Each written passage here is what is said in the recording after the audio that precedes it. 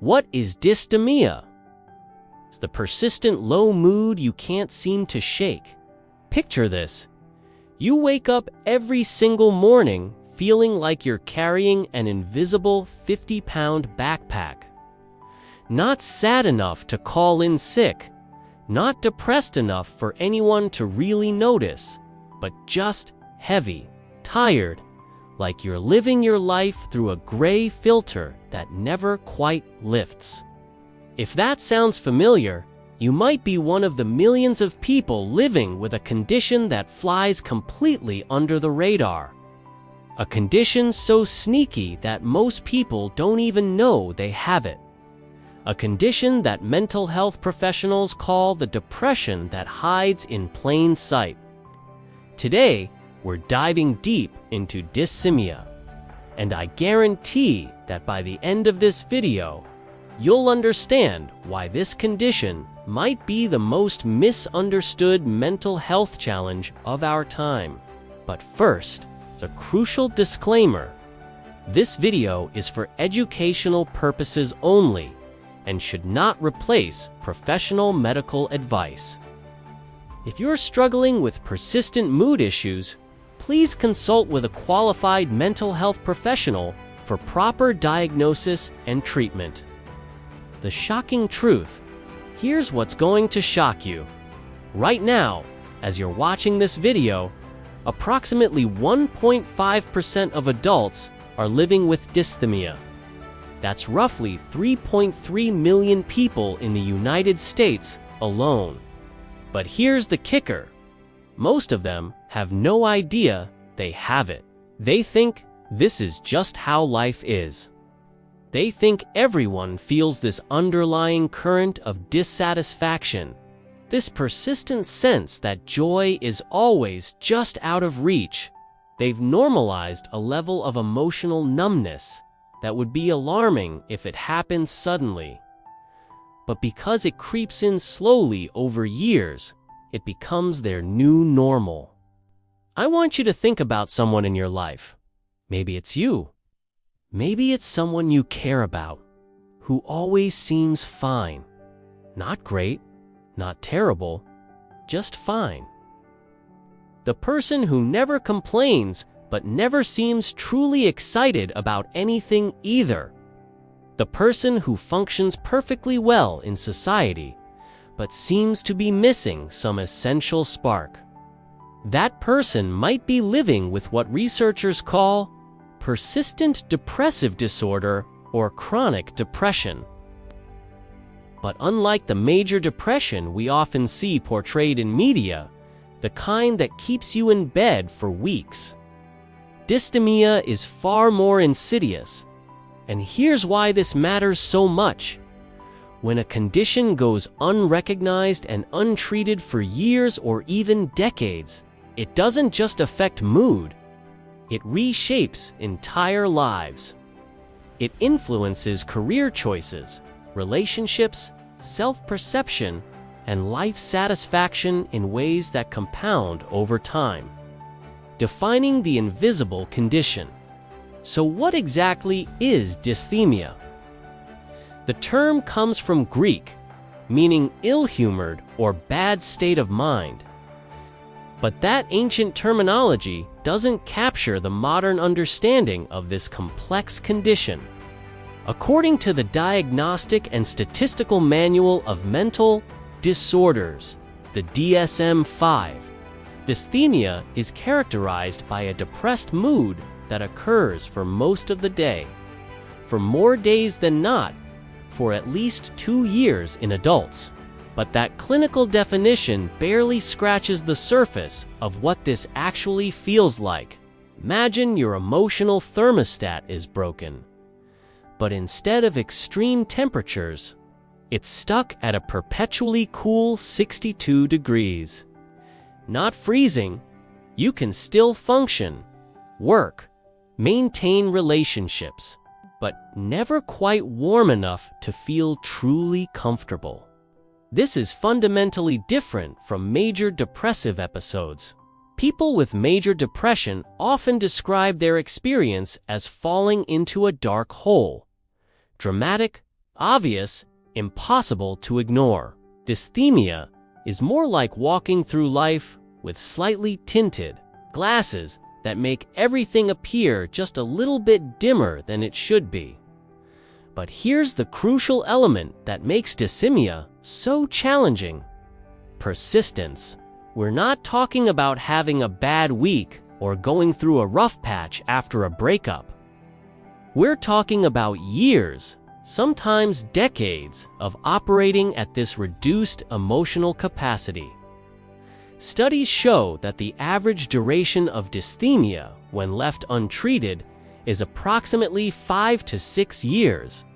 But some individuals report experiencing symptoms for 20 years or more before receiving proper diagnosis and treatment. Think about that. Imagine spending 2 decades of your adult life functioning at partial emotional capacity without even realizing there's an alternative. D. Sneaky symptoms. Now here's where dysthymia gets really sneaky. The symptoms don't announce themselves with dramatic flair. They whisper instead of shout, which is exactly why so many people miss them. Let's break down what dysthymia actually looks like in real life. Poor appetite or overeating. This isn't the inability to eat that we might see in severe depression. Instead, it's more like your relationship with food becomes complicated. Maybe you find yourself mindlessly snacking when you're not hungry. Or maybe food just loses its appeal and eating becomes more of a chore than a pleasure.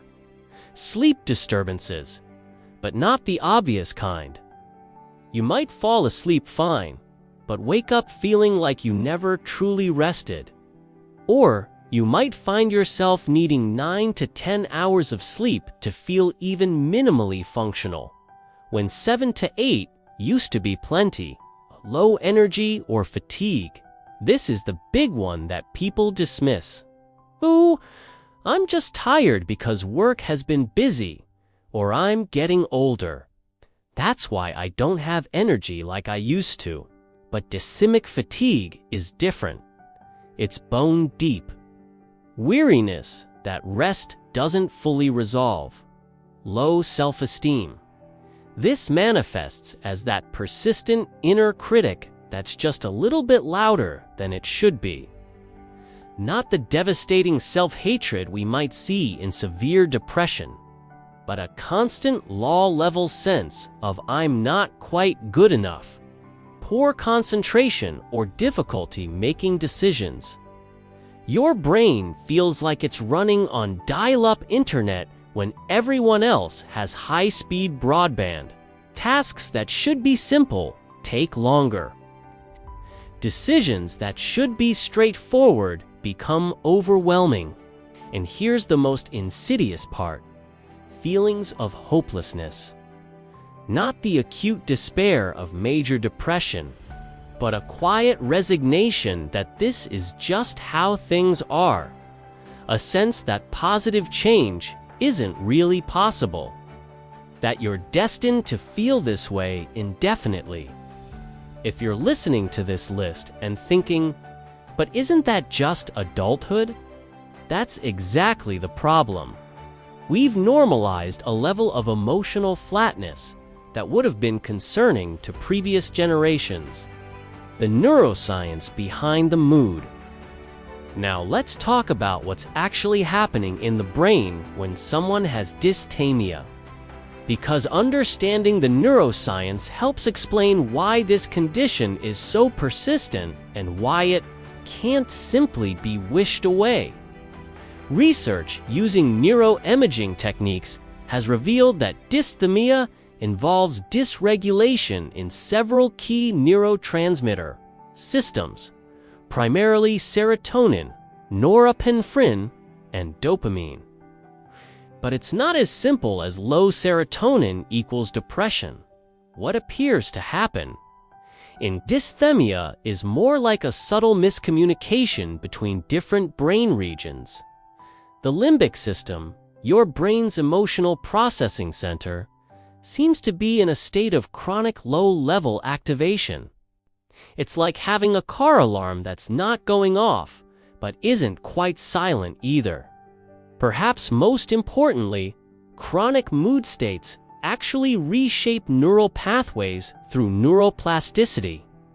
When your brain spends years operating in this slightly depressed default mode, those neural patterns become increasingly entrenched. It's like walking the same path through a field every day.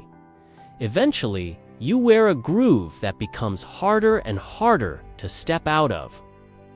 There's also compelling research suggesting that dysthymia involves chronic, low-level activation of the body's stress response system. Your HPA axis, the hypothalamic pituitary adrenal axis, remains in a state of subtle alert, never quite returning to baseline relaxation. But here's the good news hidden in all this neuroscience. The same neuroplasticity that allows these patterns to become entrenched also means they can be changed. The brain's ability to rewire itself doesn't disappear. It just needs the right conditions and interventions. The double depression trap. Now I need to talk about something that makes dysthymia particularly dangerous. The phenomenon researchers call double depression. Here's what happens. Someone with dysthymia, already operating at reduced emotional capacity, experiences a major life stressor, a divorce, job loss, death of a loved one, health crisis. For most people, this would trigger a temporary period of acute sadness that eventually resolves. But when you're already dealing with chronic low-level depression, your emotional resilience is compromised. That major stressor doesn't just cause temporary sadness, it triggers a full major depressive episode on top of the existing dysthymia. Studies show that people with dysthymia have a 95% lifetime risk of developing at least one major depressive episode. Let that sink in to 95%. It's not a matter of if, but when. Imagine you're already walking around with that invisible 50-pound backpack I mentioned at the beginning. Now, someone drops another 100 pounds on top of it. That's what double depression feels like, and it's one of the reasons why early identification and treatment of dysthymia is so crucial. Even worse, when people recover from the major depressive episode, they often think they're better, not realizing they've simply returned to their baseline dysthymic state. Without treating the underlying persistent depression, they remain vulnerable to future episodes. This might sound terrifying, but understanding this pattern is actually empowering. When we recognize dysthymia early and treat it effectively, we can potentially prevent these more severe episodes from occurring. Breaking the cycle. So here's the question everyone's been waiting for. What can actually be done about dysthymia? The encouraging news is that dysthymia responds well to treatment when it's properly identified and addressed. Research shows that combination therapy, medication plus psychotherapy, has success rates of 70 to 80% in treating persistent depressive disorder. From a medication standpoint, selective serotonin reuptake inhibitors (SNR) and serotonin norepinephrine reuptake inhibitors (SNR) have shown significant efficacy. But medication decisions should always be made in collaboration with a psychiatrist, who can consider your individual medical history and circumstances.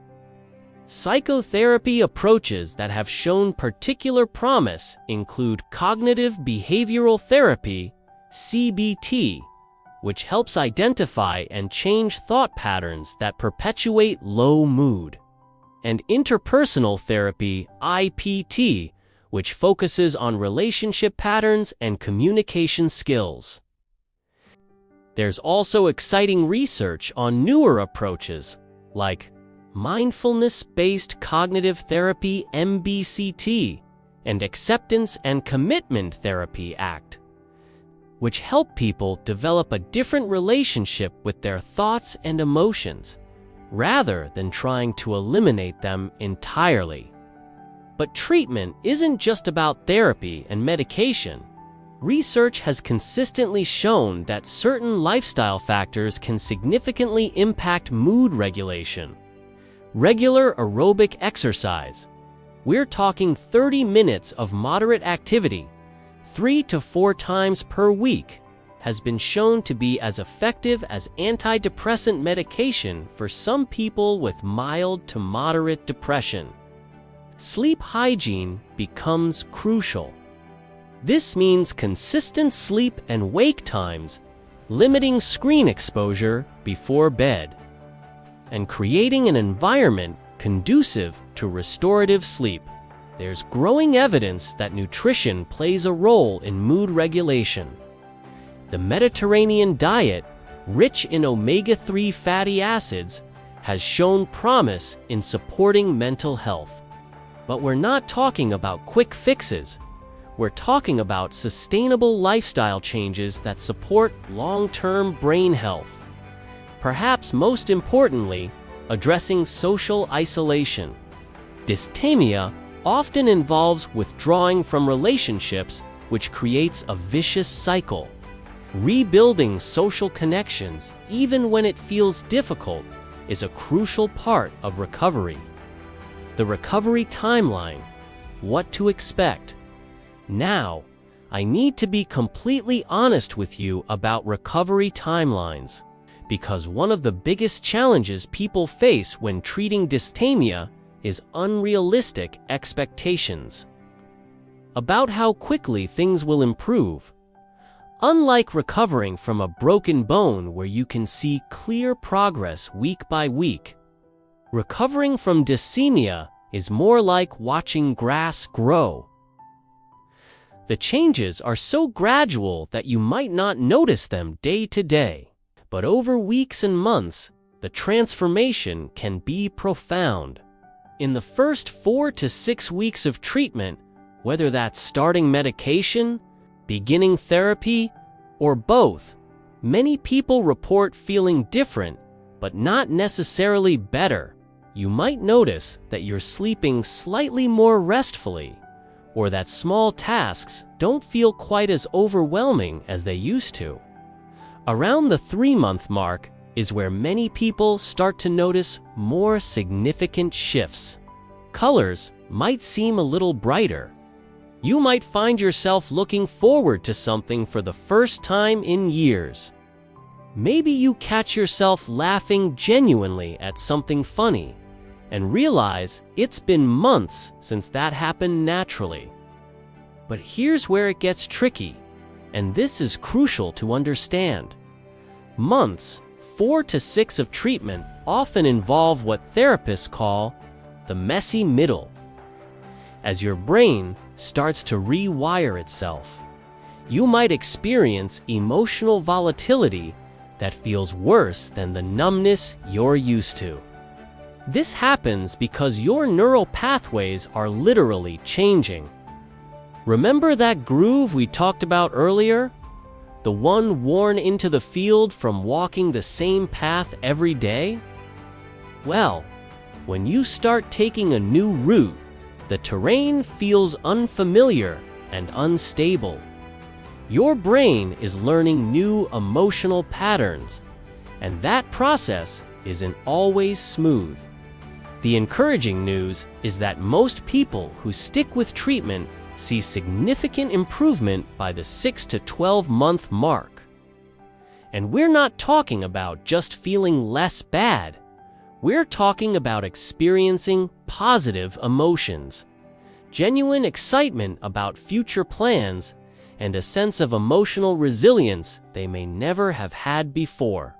Many people ask, "Will I need to stay in treatment forever?"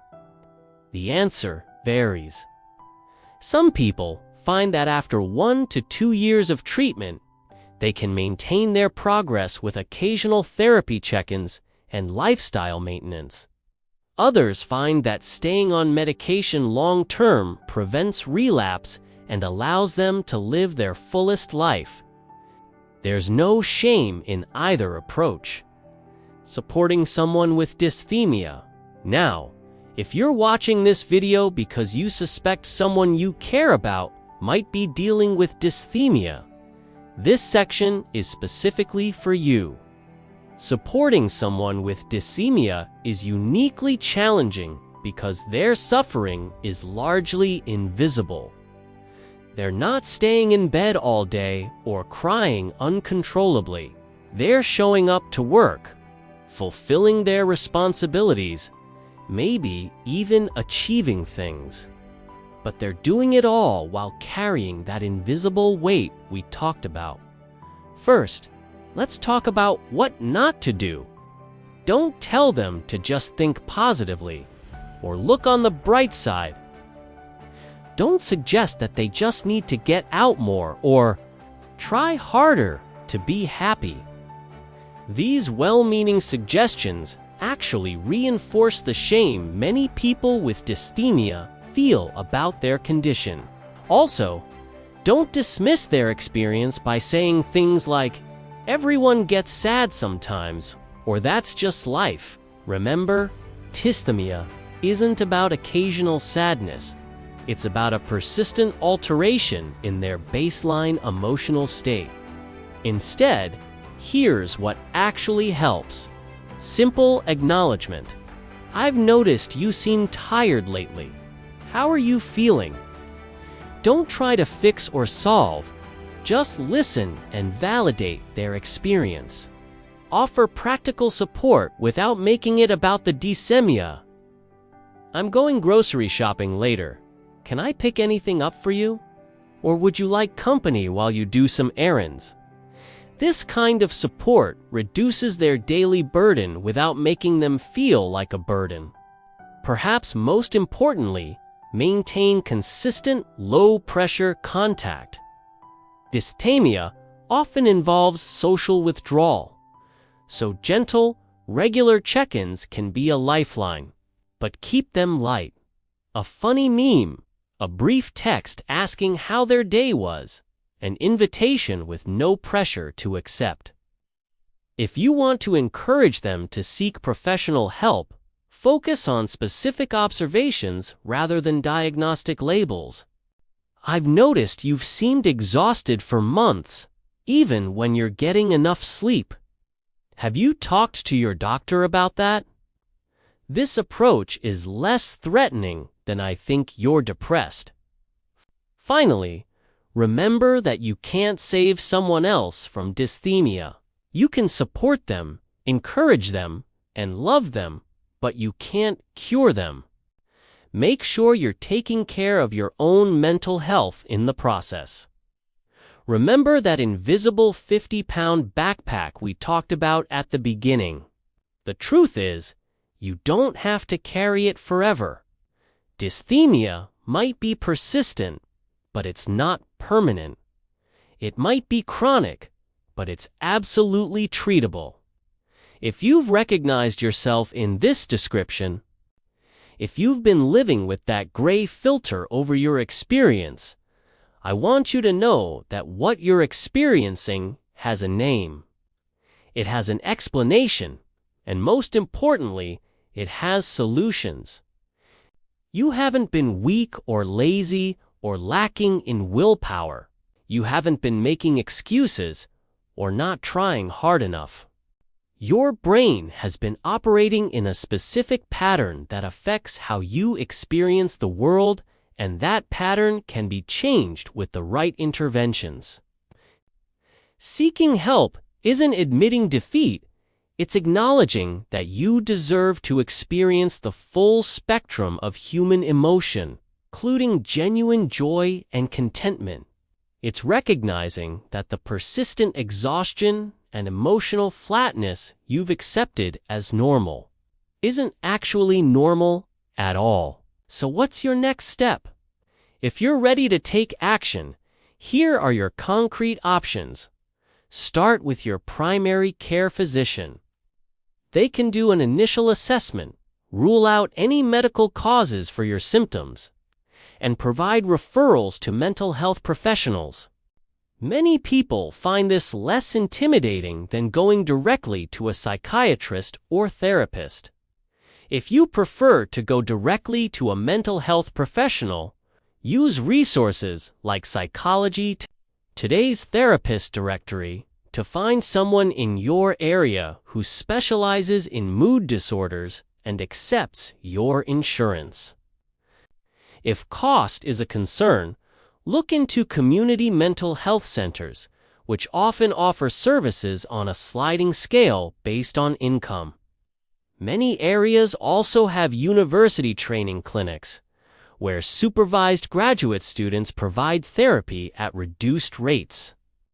The life you're living right now, the one that feels fine but never quite fulfilling, doesn't have to be your permanent reality.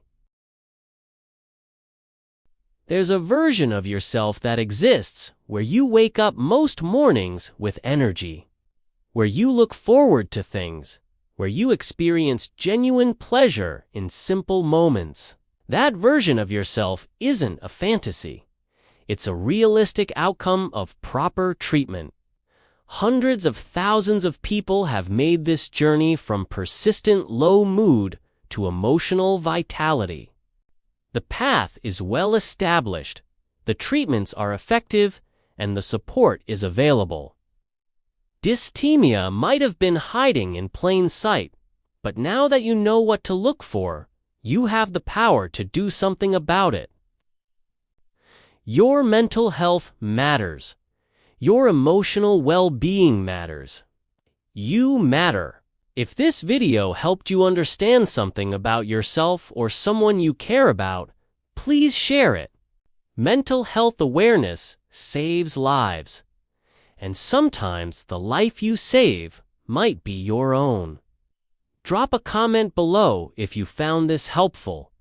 But remember, this space is for general discussion, not personal medical advice. Subscribe for more evidence-based mental health content, and remember, seeking help is a sign of strength, not weakness. You deserve to feel better, and that better life is absolutely within your reach.